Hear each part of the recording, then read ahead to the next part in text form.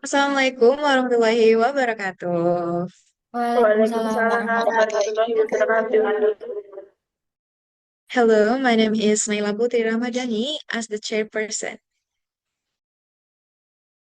And my name is Maulana Shofiatur R as parent. My name is Ladiva Ayu as a teacher. My name is Tania Witri N as a headmaster. My name is Sholuna Maziyatun N as a student. My name is Asyifa Rahma M as a psychology student.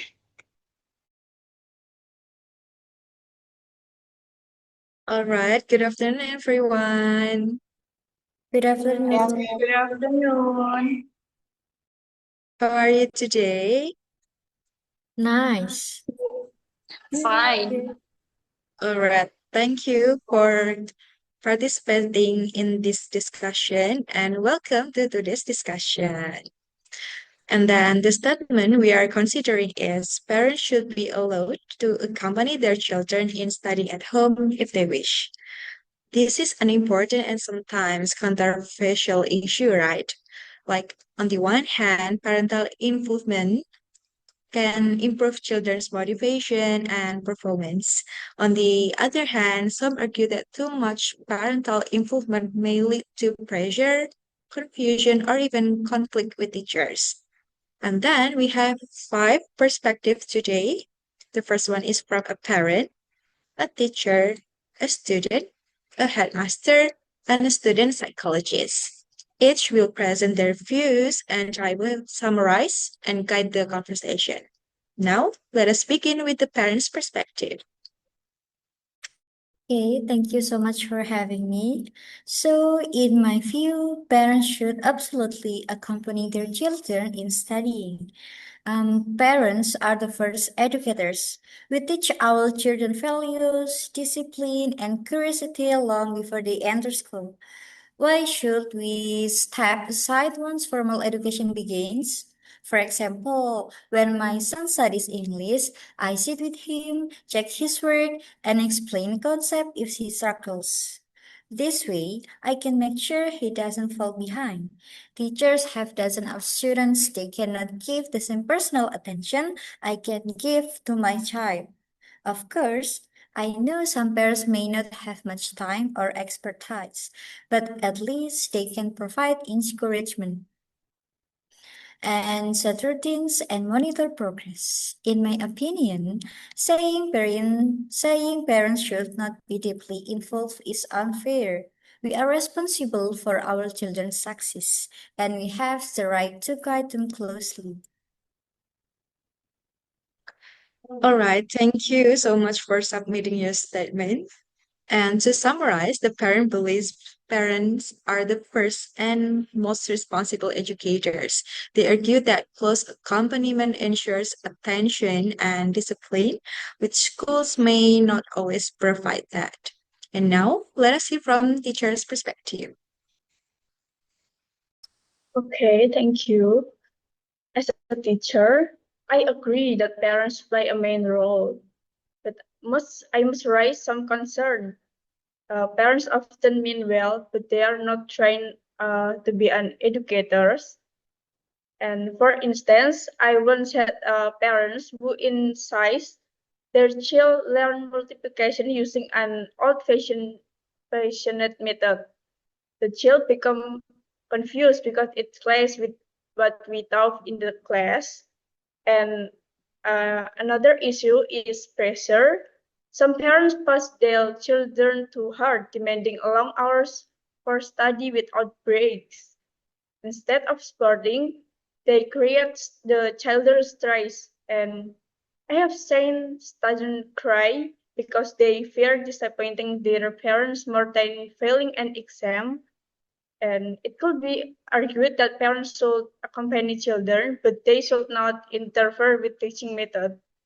Teachers are trained to know how to balance knowledge, skill, and child development. Parents must ask the teacher in that area. All right, thank you for submitting your statement as a teacher. And to summarize, the teacher appreciates parental involvement, but warns against overstepping. Misaligned methods and excessive pressure can harm students. And at this point, I noticed a potential disagreement between the parent and teacher. So, for parent, would you like to respond?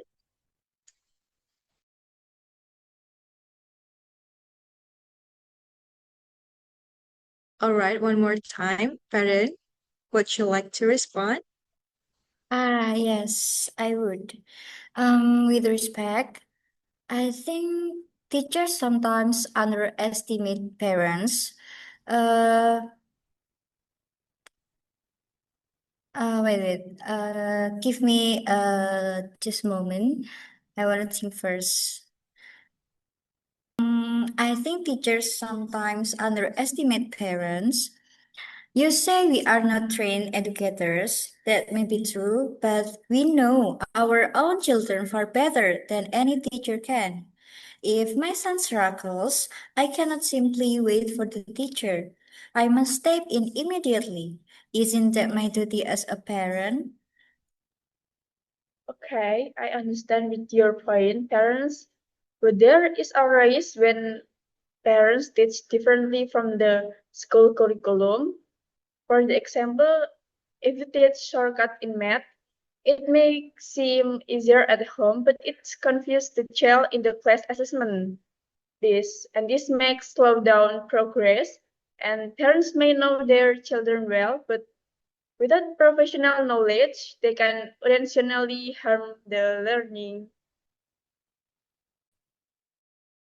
But isn't it worse to leave a child struggling while waiting for the teacher? I mean, at home, I can provide instant help. Also, children sometimes open up more to parents than to teacher. If teachers guide us parents better, perhaps we would not make these so-called mistakes. Yes, exactly, and that is my point. Parents should be involved, but in cooperation with teachers, not in the competition with them. And if parents takes over, it creates confusion. If parents and teacher coordinate, then the child will have the benefits. All right, thank you both. To summarize this statement, the parents argues that parents have a duty and right to guide the children closely, while the teacher emphasized the importance of professional methods and avoiding interference. Both sides agree that cooperation is essential, but they differ on how much independence parents should have. And now let's hear from students' perspective. Okay, thank you. As a student, I can see both sides of this conflict. When my parents help me, I feel supported. For example, when I had trouble with history, my mom asks me questions as if she were the teachers. That made studying more fun. But sometimes it becomes too much. My dad checks every answer task in my English work and insists I redo it until it's perfect. I end up feeling nervous instead of learning. Sometimes I just want space to figure things out myself. So, from my view, parents should accompany us, but not in a way that replaces the teacher or makes us anxious. What we need is encouragement and guidance, not pressure. I think that's all. All right, thank you. To summarize, the student highlighted the benefits of parental support, but also stressed the stress caused by excessive supervision. Support should empower, not overwhelm, right? And now let's turn to the headmaster's perspective. Okay, as a headmaster, I observe these dynamics on a larger scale. I can confidently say that students whose parents accompany them in studying often perform better. For example, one boy in my school improved his writing skills dramatically because his parents worked with him every evening. However, I also see problems when parents and teachers are not aligned. Some parents complain that their child is not progressing fast enough. But when we investigate, we discover that the child is being taught contradictory methods at home. This undermines the teacher's work.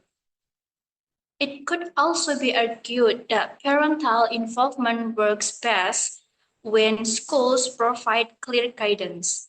For instance, we could hold parents' workshop to explain how to support children effectively. That way, parents can help without creating conflict or confusion. So, I believe in strong parental involvement, but always in partnership with the school.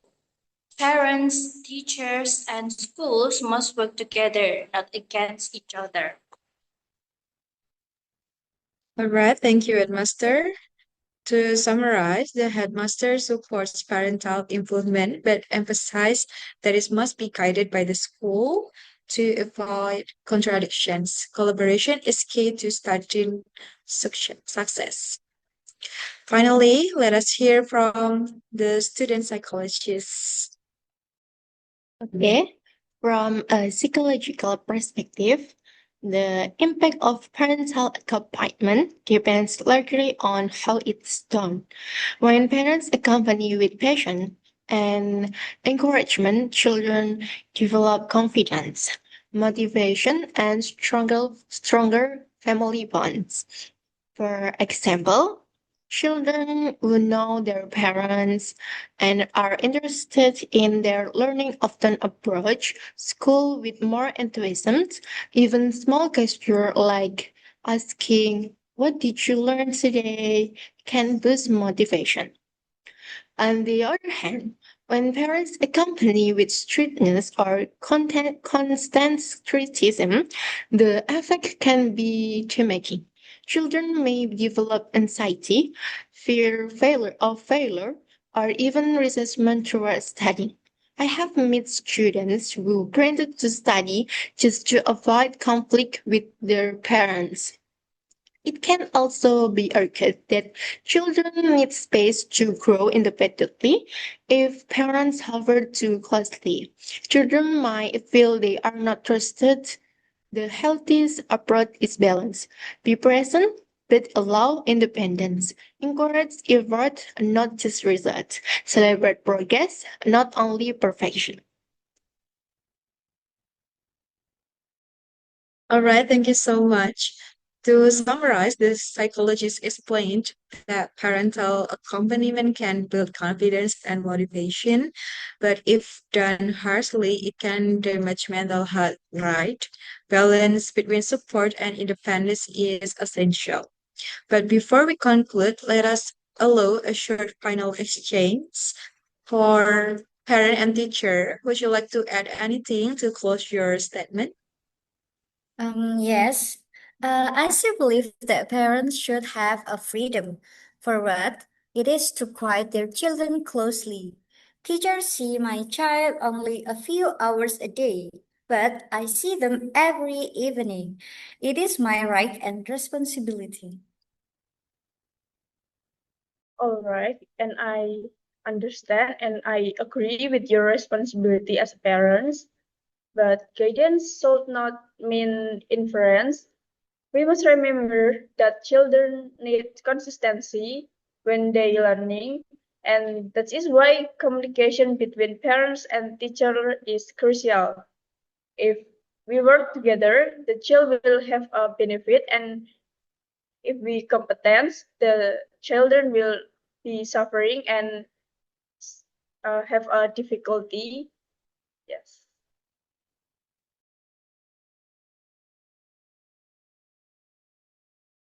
All right, thank you both, and thank you to all speakers today. To summarize our whole discussions, the first one is the parent emphasized responsibility and personal knowledge of the child. And then the teacher highlighted risk of interference and stress professional expertise.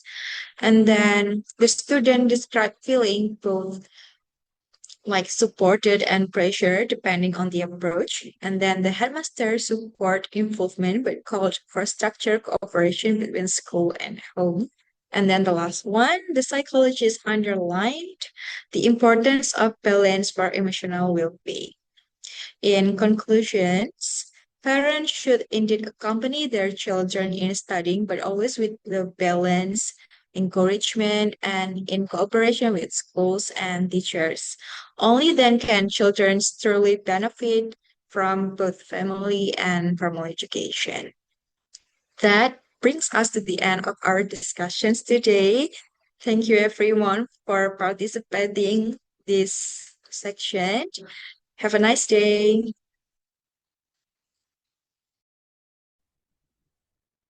Thank you.